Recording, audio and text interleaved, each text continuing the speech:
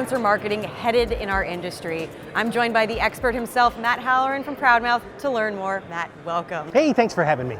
Always happy to have you on, especially a topic that's near and dear to both of our hearts. Yeah. So as I mentioned in the intro, where are we headed with influencer marketing? What is it? And define it for those that maybe aren't as clear on it, and where's it headed? So that's a pretty deep question, so I will try to keep this short. So first off, influence is the only marketing you have left. Everybody is kind of jumping on this bandwagon of influence marketing, but the problem is a lot of advisors aren't. They think of influence and they think of like TikTok dancers and stuff. That's not what we're talking about, right? What we're talking about is doing the right behaviors to influence people to make good financial decisions. Hey, well, I mean, you said it was deep, but that makes perfect sense to me. And I think the biggest challenge is, do you find that advisors are just afraid to start? And if so, what should they be doing? What steps should they take? Well, I think they're terrified to start. And I think they're terrified to start mostly because they don't have any idea what to do. So we actually, and I'll have you include this link if that's okay. Yeah, of course. But we've got a link for everybody to take a quick 5-minute test to find out how they're doing in the world of influence. And it's totally free, it's 100% free.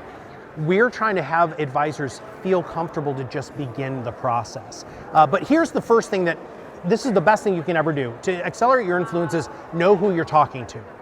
If you can, not just demographics, but psychographics, if you can write down, close your eyes and in your mind's eye, know exactly who your ideal client is, everything changes in the world of influence because then they feel like you're talking to them, not at them. And outside of knowing your audience, what are successful advisors doing in the world of influencer marketing? What are maybe the top 2 or 3 things that you're seeing that really work for them? Video and audio. I mean, video is killing it. We're doing this. We're even doing video now at ProudMouth, but video is really, really important. Video should be 3 minutes or less, which I hope we hit that here, but 3 minutes or less. Podcast is where you can dive in more deeply. The ideal length of a podcast is 27 minutes, and you can really do it on your own, but those are the 2 things that are absolutely killing it for people now.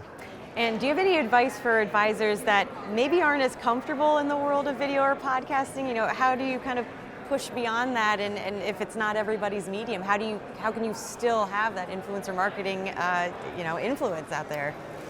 Well, you have to choose a media.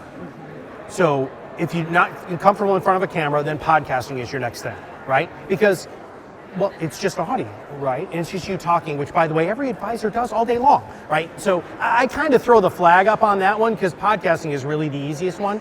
But, writing is still a really powerfully intimate way. I follow this lady on Twitter, and she's a unbelievable writer.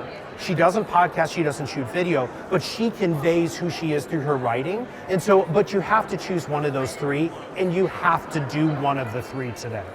Makes sense to me. Well, Matt, thank you as always for your insights. Thank you. For wealthmanagement.com, I'm Shannon Rossick.